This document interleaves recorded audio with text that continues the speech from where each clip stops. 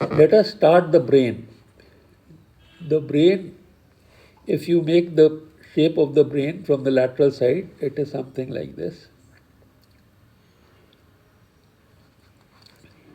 There is a central sulcus, a precentral and a postcentral here. This is the frontal lobe where you can see two sulci, and this is the lateral sulcus. Then there is a calcarine sulcus which is more on the medial side, and the temporal lobe is again divided by two sulci. Below the brain, between the two temporal lobes, you have a midbrain which ends in the, which superiorly is attached to the hypothalamus and the pituitary gland. Posteriorly, you have the superior and the inferior colliculi. If you look from posteriorly on the right and left side, they become four modes, four projections from the posterior surface. Therefore, this is also called as corpora quadrigemina.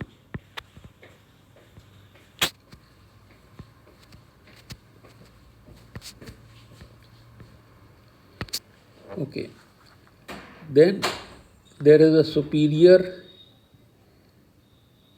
peduncle, and on this side there is the pons and the medulla. Here you can see the inferior peduncle.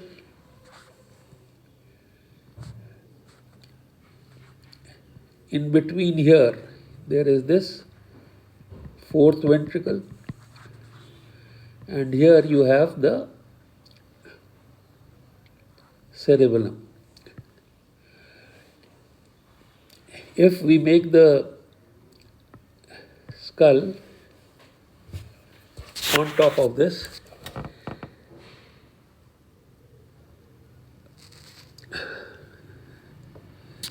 this is the skull, this is the nose part of it, and here is the upper lip. So that's how it is placed.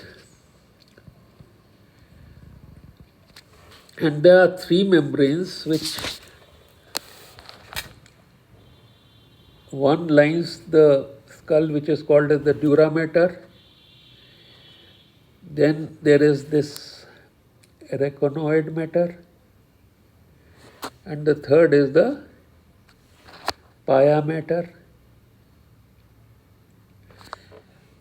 And in the subarachnoid space, so one lines the skull wall, the other lines the brain, and in between is the arachnoid, and this is filled with cerebrospinal fluid. This cerebrospinal fluid helps the brain, keeps it afloat, and prevents damage, which can be caused by the brain's own weight.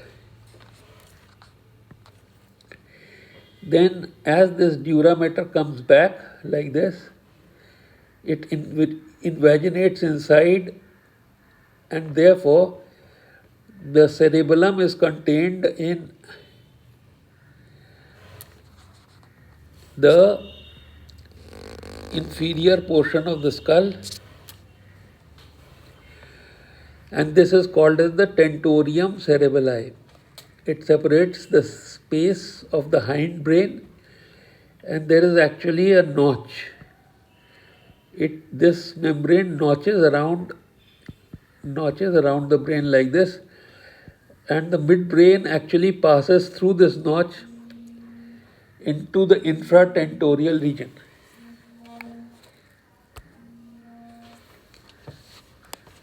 So here is the nose, and here is the pituitary fossa by the sphenoid, and here is the dorsum celli bone on which this pons is resting. So this is the broad structure of the brain. Let us make another view also. Here is the corpus callosum. This is the coronal section. Here is the septum lucidium. Here is the fornix. And you have the thalamus like this on both sides.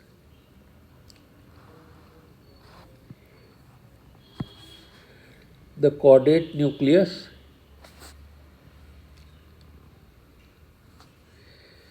Then you have the lentiform nucleus.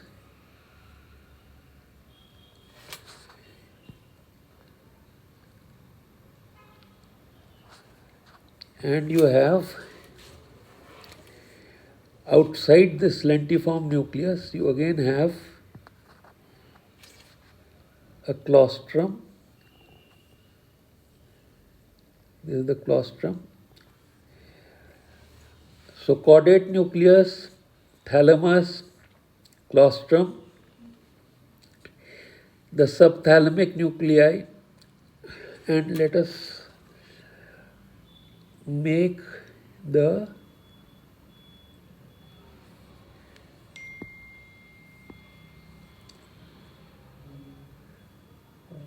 one sulci, two sulci, the cortex, the cerebral cortex, the lateral sulcus, the temporal lobe. From temporal lobe will start the midbrain. So 1, 2, 3,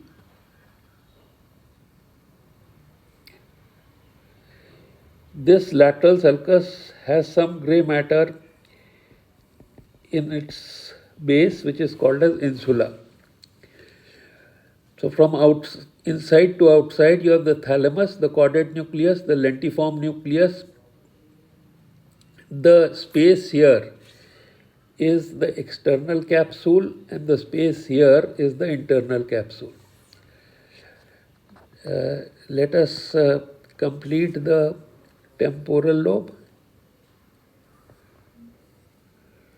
And here you have the midbrain, which attaches to the pons,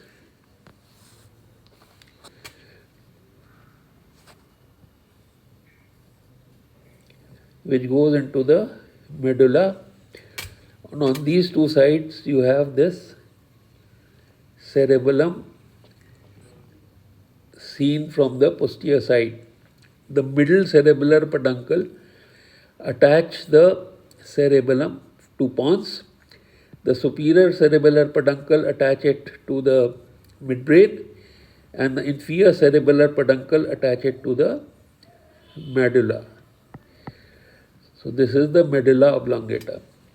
Hindbrain consists of midbrain, pons, medulla oblongata.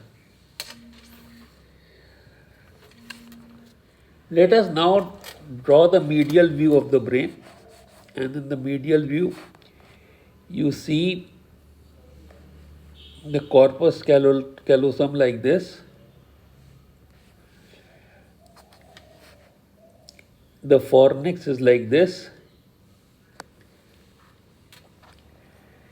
Then you have the septum lucidium supporting the fornix, and here you have the hypothalamus. So here is the pituitary, and here is the pineal gland of the hypothalamus. The midbrain corpora quadrigemina, the pons, and the medulla. Then here you have the medulla, and here you have the cerebellum, and here you have the medial view of the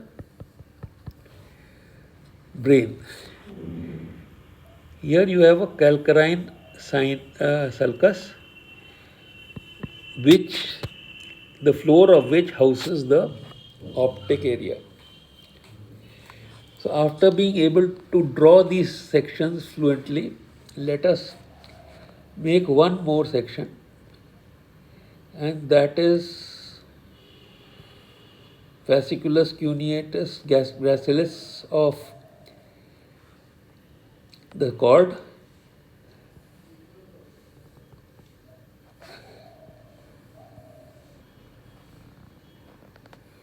and the grey matter is lying like this. The anterior, the intermediate and the posterior horns,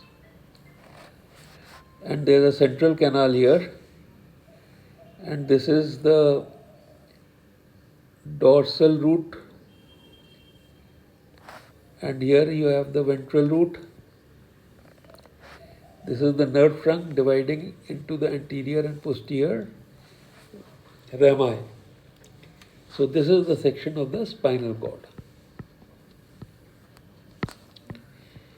We have tried to just familiarize you with the structure of the brain and how it's placed in and floating in the cerebrospinal fluid, because of the Archimedes principle, it is weightless, because the buoyancy of the brain helps it float in the cerebrospinal fluid. The cerebrospinal fluid is manufactured in the choroid plexus. It goes down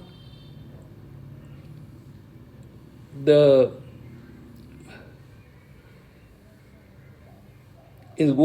into the lateral ventricle. This lateral ventricle is this one. It is made in the choroid plexus. Here is the choroid plexus. It goes into the lateral ventricle. It goes through the midbrain, makes the fourth ventricle here. So this space between the two thalami is called as the third ventricle. So this is the lateral ventricle. This is the third ventricle. And then there is the aqueduct of Sylvius, the fourth ventricle, and then the spinal canal. So this is the fourth ventricle and then the spinal canal. So two lateral ventricle, third ventricle, aqueduct of Sylvius, fourth ventricle, and spinal canal. So that CSF keeps the brain afloat. It is absorbed by the arachnoid matter. I told you that there is a dura matter, there is a arachnoid matter, and there is a pia matter. So pia matter is actually lining the brain. So this CSF passes out through the aqueduct of Sylvius by two foramen, which is called as foramen of Luschka and foramen of Magendie, and is absorbed by the subarachnoid space and sent back into the circulation. Now let us concentrate on how this brain works. So basically, all human beings are perceiving, responding beings. So an event occurs here. it is received by the sense organs. Information is received by the sense organs.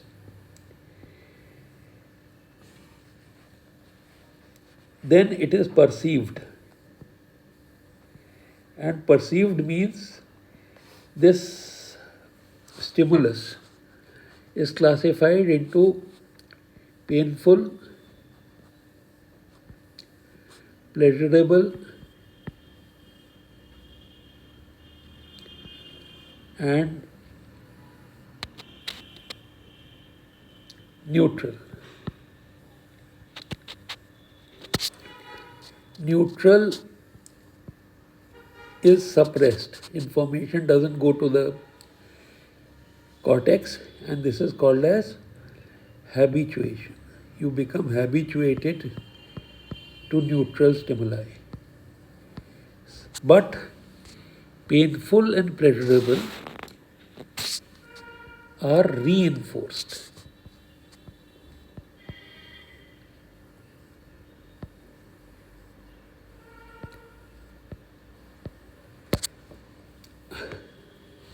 So, then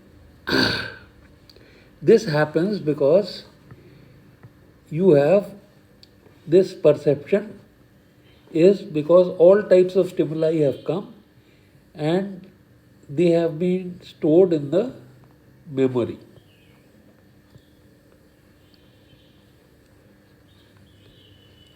What is memory? Memory is that supposing the first time a stimulus comes, it passes through neuron A, then B, then C,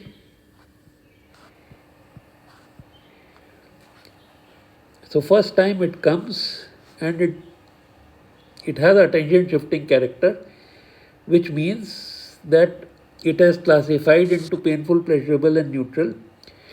If it is pleasurable, then the synaptic resistance at this point drops. And therefore every time a pleasurable stimulus comes or a painful stimulus comes, the synaptic resistance is reduced. And therefore, as soon as the stimulus comes again, immediately the information will go to the brain. But supposing it's a neutral stimulus, then these same lines will become red and they will obstruct the stimulus from passing forward. And therefore it will never reach the cortex. It will never reach the cortex. So this is the phenomenon of reinforcement and habituation.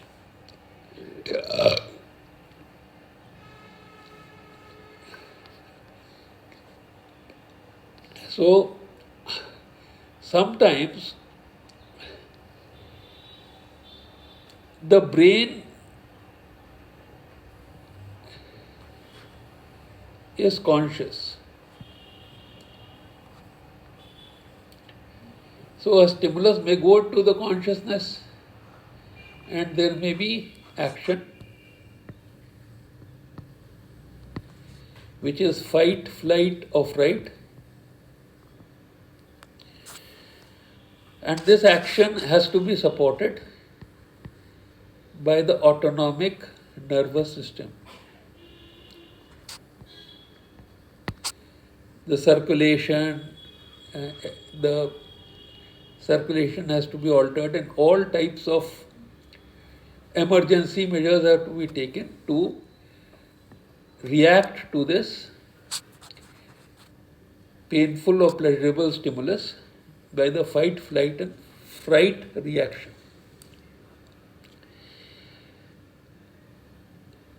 But if the stimulus is a habituation one,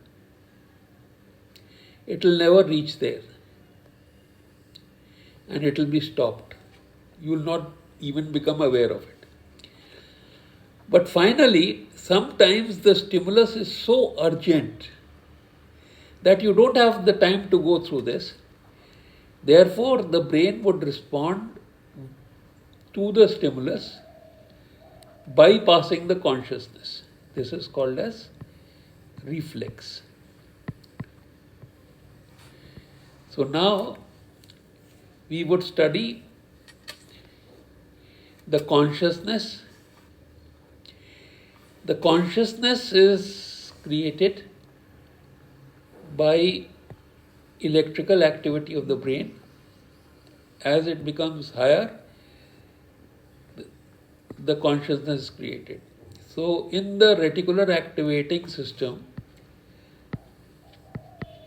there are closed circuits of neurons which are long enough so that when the impulse starts from here, it goes like this.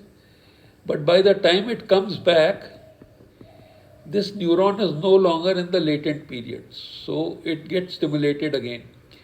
Therefore, the impulse starts going in a circular manner like this, automatically. And at each node, you will have impulses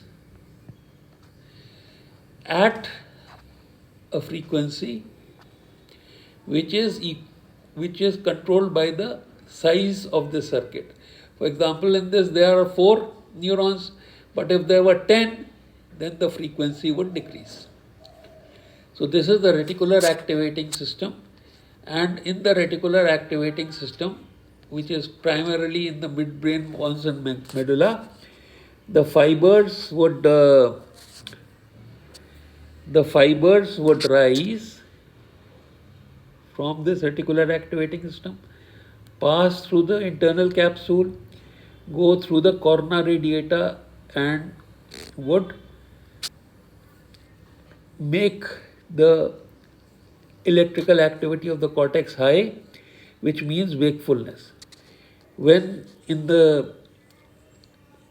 sometimes this activity becomes low, so you go to sleep. The second thing that these fibers can do is that they go to the thalamus, and the thalamus directs it into the correct area which has the memory to respond to that particular painful or pleasurable stimulus. So this is called as the thalamico-cortical beam, and thus this is how you remember a stimulus even when the stimulus is not there.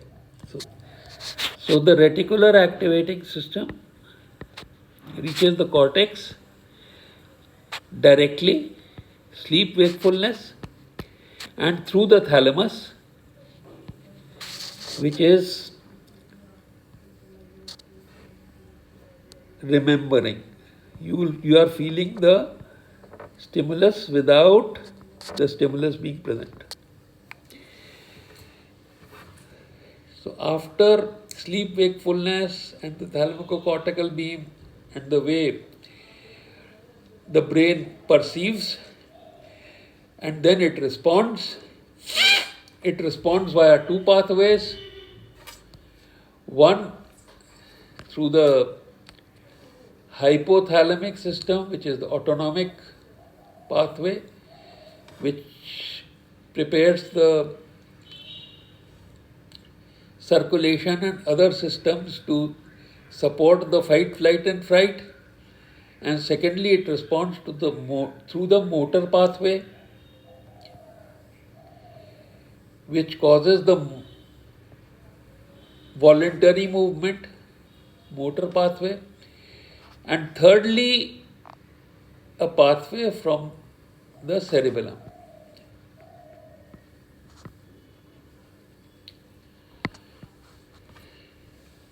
Okay.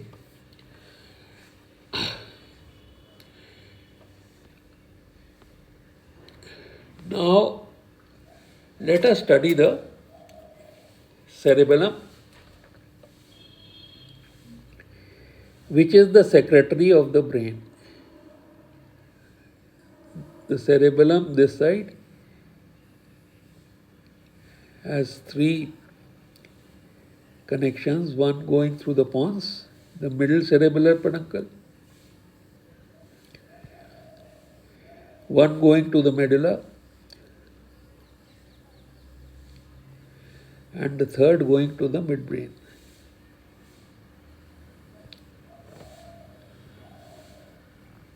And I told you the midbrain has 4 projections called as corpora quadrigemina.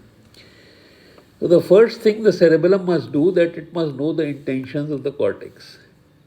Those intentions would travel down the internal corna radiata, the internal capsule, go up to the pons, and then through the middle cerebral peduncle they'll go into the cerebellum. So the tract name would be, intention would be conveyed by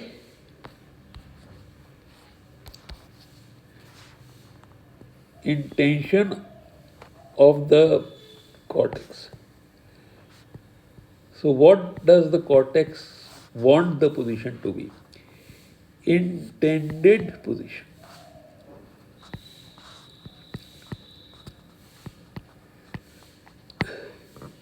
Then it must find out what is the present position and at what rate it is changing.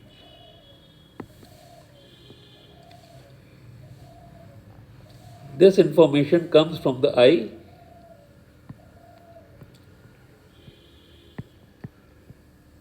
through the tectocerebellar tracts. The corpora quadrigemina is also called as tectocerebellar. It comes from the semicircular canals of the ear, vestibulocerebellar, and it comes from the spinal cord. What is the position of joint? Position and rate of change.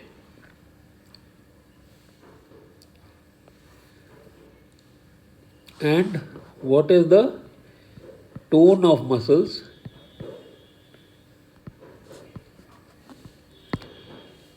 Producing that change. So this is primarily spinocerebellar,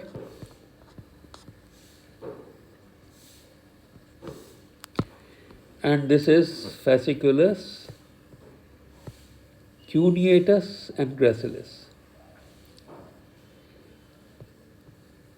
All this, the spinocerebellar tracts are anterior and posterior. Posterior would go through the inferior cerebellar peduncle into the cerebellum of the same side. The anterior would go right up to the midbrain and through the superior cerebellar peduncle will go to the cerebellum of opposite side.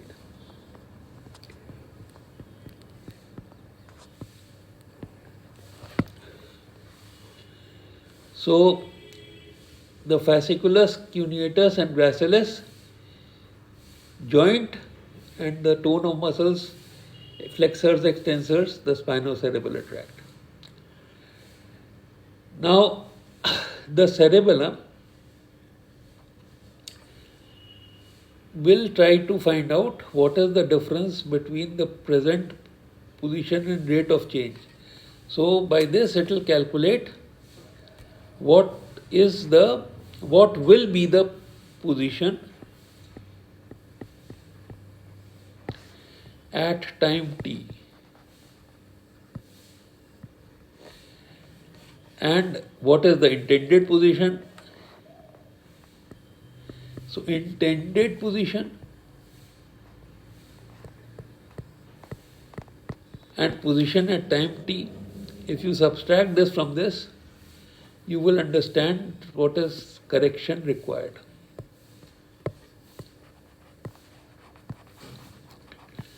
And this correction required is basically initiated by the cerebellum. So here is the cerebellum. The information would go to the area 4S, to the basal ganglion, which is the caudate nucleus, the lentiform nucleus, the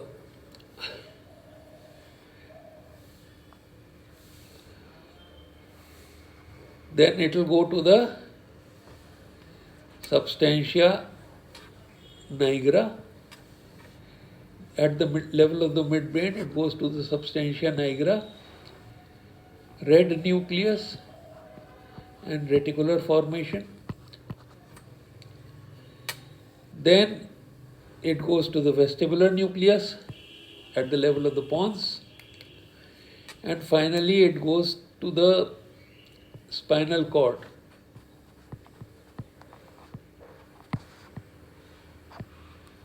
And they provide the corrective measure through a reflex which is called as the stretch reflex.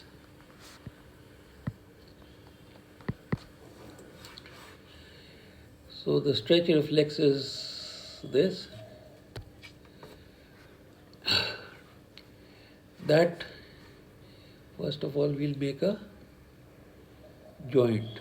Supposing this is a joint.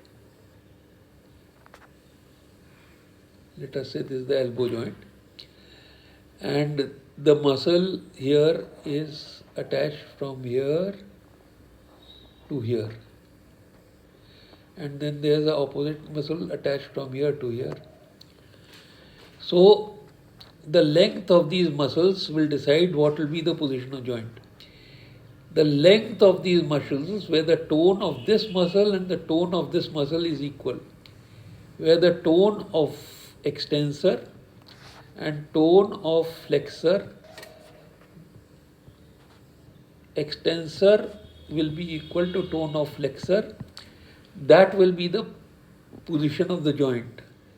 Okay, so the stretch reflex would try to adjust at what length this tone will equalize. So let us see how it does it. Supposing these are the extrafusal fibers of muscles.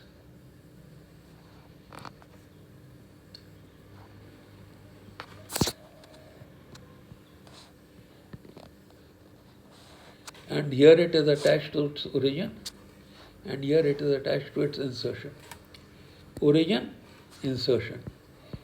And this length has to be controlled. So there are fibers which are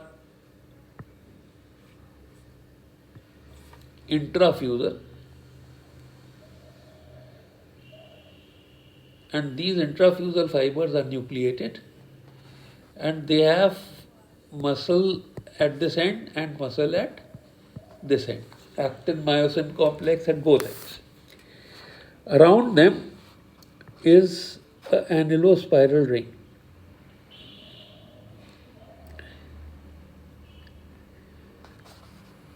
And as the origin moves apart from the insertion, the distance between the coils of the annulospiral ring change, and this information is conveyed to the spinal cord. Spinal cord through its posterior horn. So it's conveyed to the spinal cord. Then it has come into the posterior horn. Then this information by a bipolar neuron would reach from the posterior to the anterior horn. That is the second order neuron. And there alpha neurons would be stimulated to cause contraction of the extrafusal fibers, so that the origin will come near to the insertion and the distance between the annulospiral ring will be restored. Now, these intrafusal fibers, the muscles of the intrafusal fibers, is supplied by the gamma neurons, on which is the influence of the extrapyramidal system, not the pyramidal system, not the voluntary system. So when the cerebellum wants to correct the difference between the intended and the expected position at time t, it stimulates the extrapyramidal system in a manner that these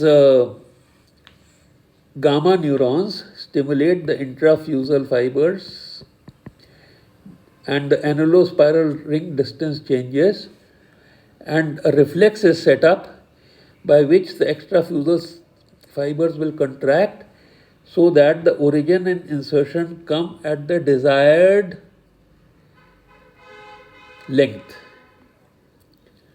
So this is the function of cerebellum, which we will call as the secretary of the cortex.